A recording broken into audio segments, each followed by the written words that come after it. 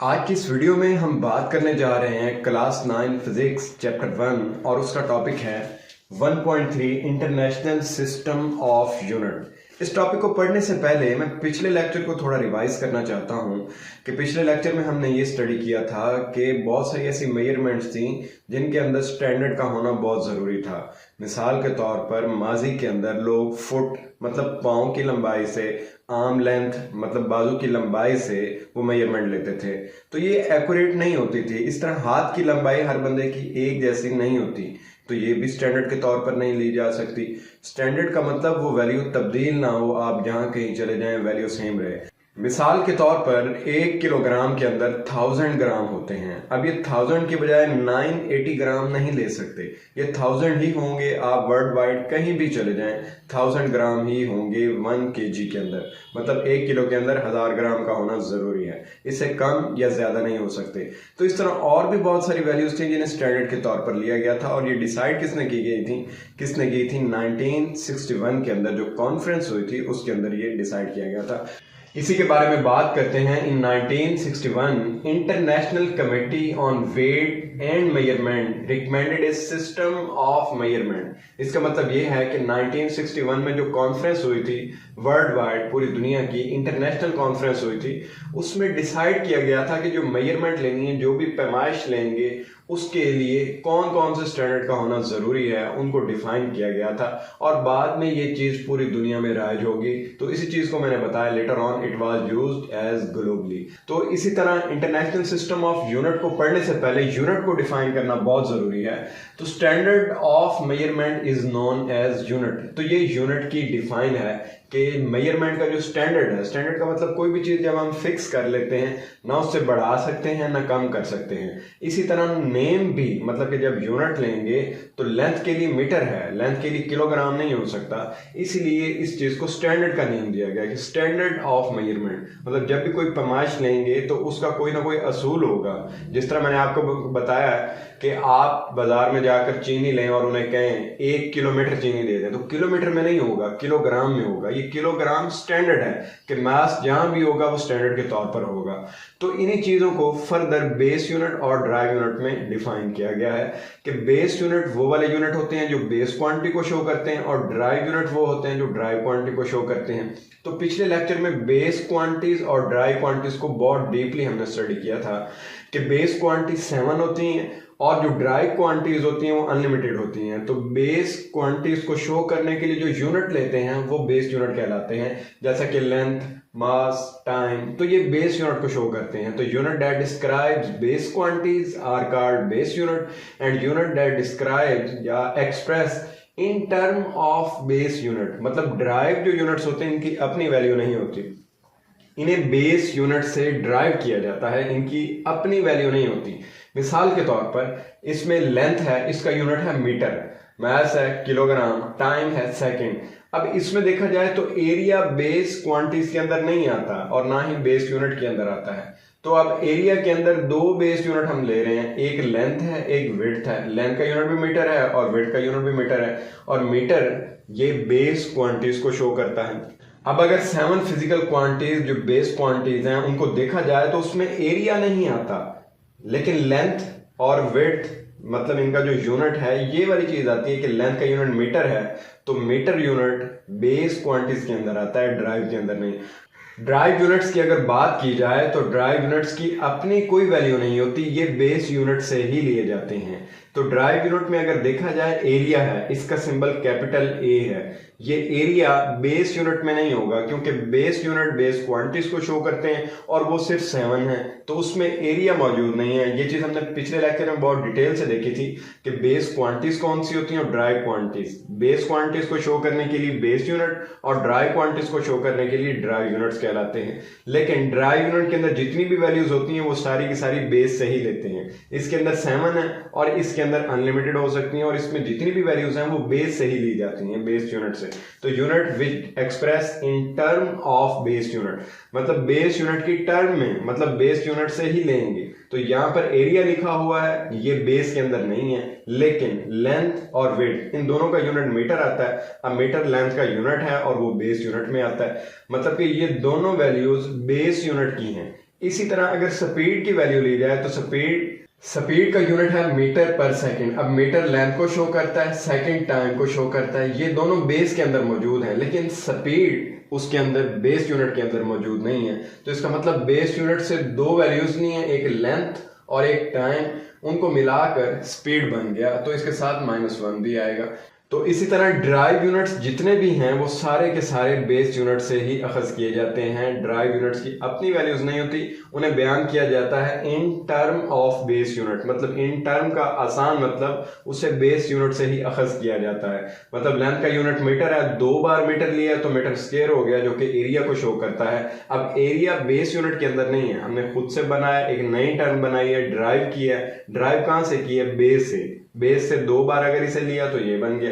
इस तरह स्पीड एक यूनिट है, तो बेस यूनिट के अंदर लेंथ अकेला है, टाइम अकेला है। इन दोनों को जब मिला लिया, 2 यूनिट लिए, तो मीटर पर सेकंड बन गया और वो स्पीड का यूनिट बन गया। इसी तरह और भी बहुत सारे यूनिट्स हैं जिन्हें फर्दर हम डिस्कस करेंगे। यहाँ पर कुछ इंपॉर्टेंट पॉइंट्स हैं, जिसमें पहला पॉइंट है कि ड्राइव यूनिट्स है स्पेसिफिक नेम एंड सिंबल। जो ड्राइव यूनिट्स होते हैं उनके स्पेसिफिक नेम भी होते हैं और सिंबल भी। अब जो ड्राइव है इसे पहले हम डिस्कस कर चुके हैं कि स्पीड है, स्पीड के अंदर मीटर लेंथ को शो करता है और सेकंड टाइम को शो करता है। इसी तरह जो सेकंड इसमें पॉइंट है, टू एक्सप्रेस मेजरमेंट वो use power of 10 to express large और स्मॉल क्वांटिटीज। इसी चीज को हमने आगे प्रीफिक्सेस में भी पढ़ना है, लेकिन मैं पहले बता दूं कि जब 10 की पावर बहुत ज़्यादा बड़ी हो या छोटी हो तो उसके लिए हम कोई ना कोई सिंबल यूज़ करते हैं। मिसाल के तौर पर अगर मैं कह देता हूं कि ये 1000 लिखा हुआ है, तो इस 1000 की जगह पे अगर मैं k लिख दूं तो k शो करता है किलो को, तो किलो का सिंबल k है। तो जहां कहीं मेजरमेंट में 1000 लिखा होगा उसकी जगह पे मैं k लिख दूंगा। मिसाल के तौर पर ये एक वैल्यू है 50 और उसके बाद 3000 लिखा हुआ है। अब इस वैल्यू के अंदर अगर देखा जाए 50 के बाद 3 जीरोज हैं, तो 3 जीरोज की जगह पे मैं अगर k लिख दूं 50 और साथ k लिख दूं और साथ मिसाल के तौर पर ये मैस है तो किलोग्राम लिख देते हैं, तो 50 किलोग्राम, तो 1000 की जगह पे मैंने किलो लिख दिया। इसी तरह नंबर ऑफ जीरोज अगर बढ़ा दें या माइनस में वो वैल्यूज हो, जैसे कि यहाँ नीचे दी हुई हैं, 1 मिलीमीटर की वैल्यू 10 की पावर -3 होती है। अब 10 की पावर -3 जब डिवीजन में नीचे जाती है तो वो प्लस में हो जाती है, और 10 की पावर 3 का मतलब है 3 जीरोज। यही बात वो बता रहे हैं, टू एक्सप्रेस मेजरमेंट वो use power of 10 to express large और स्मॉल क्वांटिटीज। मतलब अगर बड़ी वैल्यू है जिसमें जीरो की तादाद बहुत ज्यादा है, ये छोटी वैल्यू है जिसमें जीरो की तादाद बहुत कम है, उसे क्या करेंगे? पावर ऑफ 10 में लिखेंगे, 10 की पावर में लिखेंगे, ताकि उसे ऐड या सब्ट्रैक्ट करना बहुत आसान होगा। इसे फर्दर हम नेक्स्ट टॉपिक में देखेंगे प्रीफिक्सेस वाले में। तो इसी तरह जो सेंटी है, सेंटीमीटर लेते हैं, जैसे एक मीटर के अंदर 100 सेंटीमीटर लेते हैं, तो इसमें सेंटी की वैल्यू क्या होती है? 10 की पावर -2। 10 की पावर -2 डिवीजन में नीचे आ जाएगी, वो 10 का स्क्वायर हो जाएगा, मतलब 2 बार जीरो लिखेंगे। 2 बार जब जीरो लिखेंगे तो 2 जीरोज हो जाएगा। अब 1/100 ये सेंटी को शो करता है।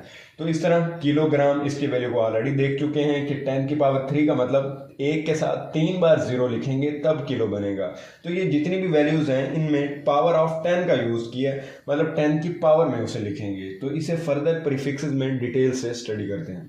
अभी हमने कुछ वैल्यूज को डिस्कस किया था कि जब वैल्यू बहुत बड़ी हो, मतलब नंबर ऑफ जीरोज बहुत ज्यादा हो या नंबर ऑफ जीरोज बहुत कम हो, प्लस में हो या माइनस में हो, उसे 10 की पावर में कन्वर्ट कर देते हैं। इसी चीज को जो दूसरा नाम दिया जाता है वो है प्रीफिक्सेस का। प्रीफिक्सेस एक नेम है जिसका मतलब है प्री, पहले से फिक्स की गई वैल्यू। जैसा कि अगर 10 की पावर 3 है, इसका मतलब 3 जीरोज है, मतलब 1000 अगर लिखा हुआ है तो 1000 की जगह पे क्या करेंगे? k लिख देंगे। तो जहां 1000 आएगा उसकी जगह पर k लिख देंगे, इसका मतलब है 3 जीरोज। इसी तरह इसको जब डिफाइन करेंगे, वर्ड्स और symbols added before SI units. SI unit किसे कहेंगे? ये ग्राम शो कर रहा है, ग्राम है, मास को शो कर रहा है। अब k जो साथ लिखा है ये किलो को शो कर रहा है, और किलो 10 की पावर 3 या 1000 लिखा होता है। असल में ये जो वैल्यू है ये है 10,000, 1 2 3। अब ये 3 जीरोज हैं, इसी जगह पे किलो लगा दिया, और ये जो 10 है ये वैसे ही लिखा हुआ है, और साथ जो ग्राम है ये मास को शो कर रहा है।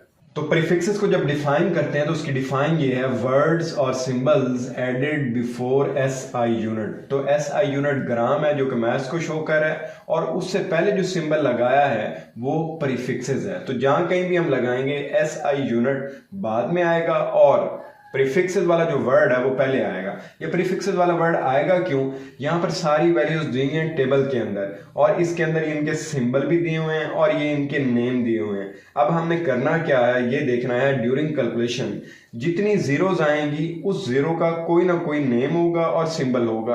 अब मिसाल के तौर पर जैसे अभी किलो लिया 10 की पावर 3, ये 10,000 था तो ये वैल्यू बड़ी होती जाएगी। अगर और बड़ी ले लेंगे तो बहुत मुश्किल होगी एडिशन, मल्टीप्लिकेशन या कैलकुलेशन में।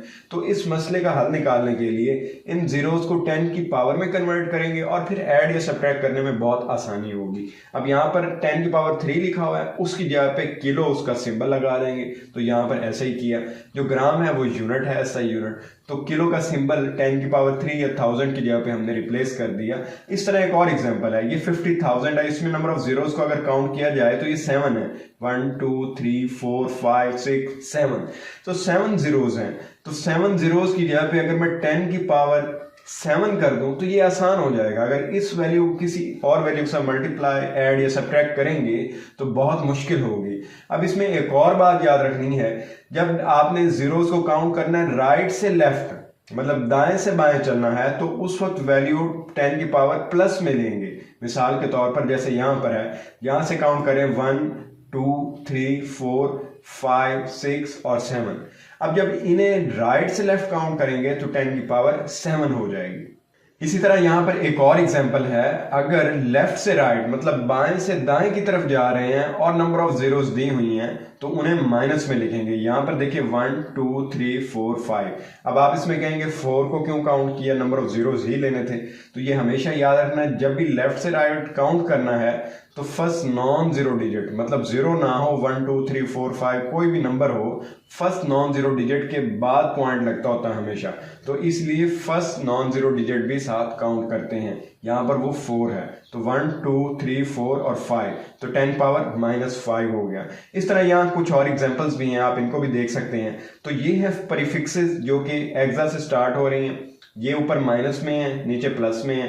AXA, peta, tera, giga, mega, kilo, deci, centi, milli, micro, nano, pico, femto, atto, तो ये सारे इनके नेम हैं और इनका सिंबल भी है और उनकी वैल्यूज भी हैं। इसका मतलब अगर कोई बहुत छोटी वैल्यू है 10 की पावर -18, अब आप 0.0000 और 18 बार जीरो लिखेंगे और उस वैल्यू को किससे मल्टीप्लाई करेंगे, वो तो बहुत ही मसला हो जाएगा। इसलिए उसकी जगह पे सिर्फ एक सिंबल लगा देंगे ए।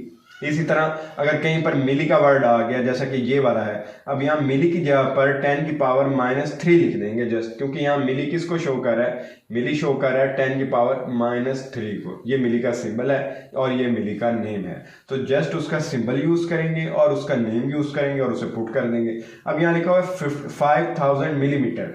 अब ये जो मिली है ये प्रीफिक्स है और ये मीटर जो है ये लेंथ को शो कर रहा है, जो कि एसआई यूनिट है। ये वाला एसआई यूनिट है और ये वाला प्रीफिक्स है, तो ये प्रीफिक्स होगा और ये एसआई यूनिट होगा। अब प्रीफिक्सेस की जगह पर उसकी वैल्यू पुट कर देंगे 10 की पावर -3, क्योंकि 1 मिलीमीटर 10 की पावर -3 है। और आपको ये मैं पहले बता चुका हूं, अगर पावर ऊपर माइनस में है, जब उसे नीचे लेकर जाएंगे तो वो प्लस में हो जाएगी। और 3 का मतलब है 3 जीरोस, ऊपर माइनस में है, जब डिवीजन में ले जाएंगे, बटे में लिखेंगे तो वो प्लस में हो जाएंगी। अब ये सारी जीरो इससे कट जाएंगी, जब इससे कट जाएंगी 5 मीटर आंसर आ जाएगा।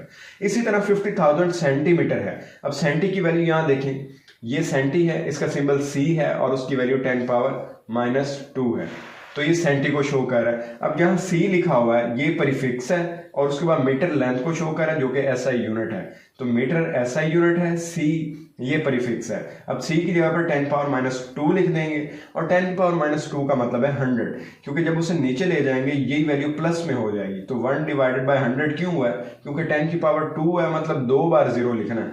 तो 2 बार जीरो लिखा, ऊपर प्लस माइनस में था, नीचे जाकर प्लस में हो गया, तो इसे इस तरह से कन्वर्ट कर दिया। अब 100 पे डिवाइड करेंगे और इसे सिंप्लीफाई कर देंगे, 500 आंसर आ गया।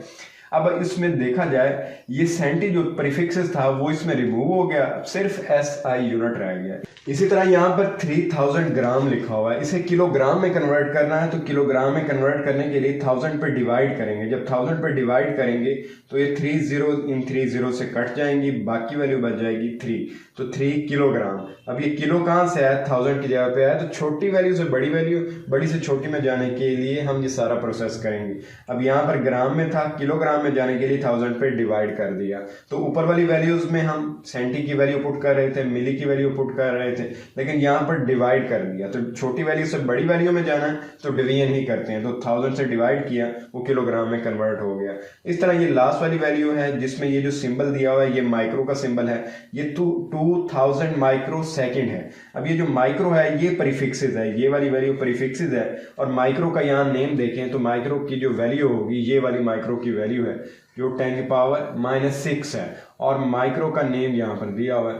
अब इसका सिंबल ये वाला है जिसे म्यू भी पढ़ते हैं, माइक्रो भी पढ़ते हैं, 10⁻⁻6 वैल्यू है।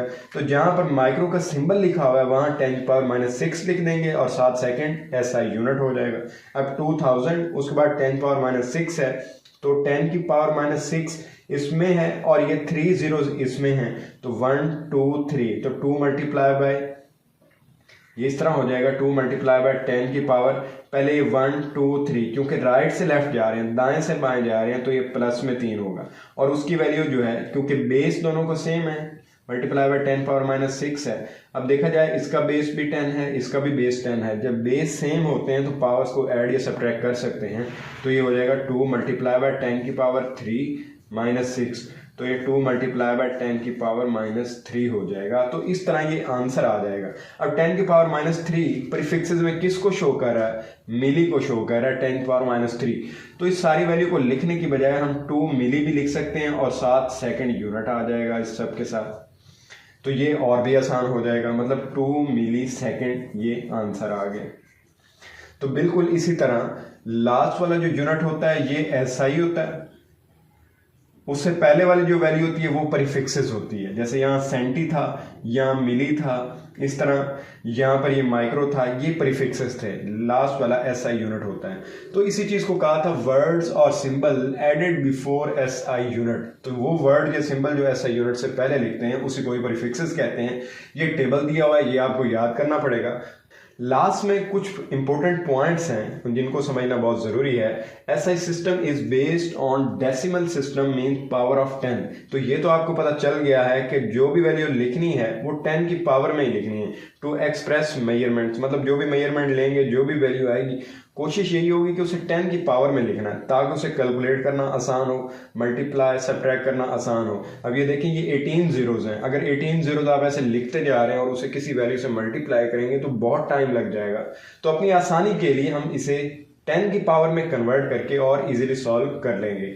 सेकंड ये है कि टू एक्सप्रेस लार्ज और small values we use prefixes, मतलब बड़ी या छोटी वैल्यूज को एक्सप्रेस करने के लिए प्रीफिक्सेस का यूज करेंगे, जैसे यहाँ पर किया। तो यहाँ सेंटी की जगह पर हमने C उसका सिंबल लिख दिया और उसकी वैल्यू 10 की पावर -2 थी। इसी तरह जहाँ किलोग्राम आ रहा है वहां पर किलो जो है वो प्रीफिक्सेस को शो कर रहा है, क्योंकि अगर यहाँ पर 10 और 3 zeros लिखते वैल्यू बड़ी हो जानी थी, तो उसकी जगह पे K का सिंबल लिख दिया। अब 10 को मल्टीप्लाई या सब्ट्रैक्ट करना बहुत आसान होगा, या एडिशन करना या मल्टीप्लिकेशन करना, जो भी प्रोसेस करना वो बहुत आसान हो जाएगा। इसलिए इसमें एक आया कि टू एक्सप्रेस लार्ज और small values we use prefixes, और प्रीफिक्सेस मीन सिंबल का यूज करेंगे और हर सिंबल 10 की पावर को शो करेगा। तो ये वर्ड्स और सिंबल होंगे जो ऐड करेंगे SI यूनिट में। तो उम्मीद है कि प्रीफिक्सेस की आपको समझ आ गई होगी। इसमें कुछ और इंपॉर्टेंट यूजफुल पॉइंट्स हैं जिनको हम फर्दर स्टडी करेंगे। तो इसमें यहाँ तो कोई क्वेश्चन है तो वो आप कमेंट सेक्शन में पूछ सकते हैं।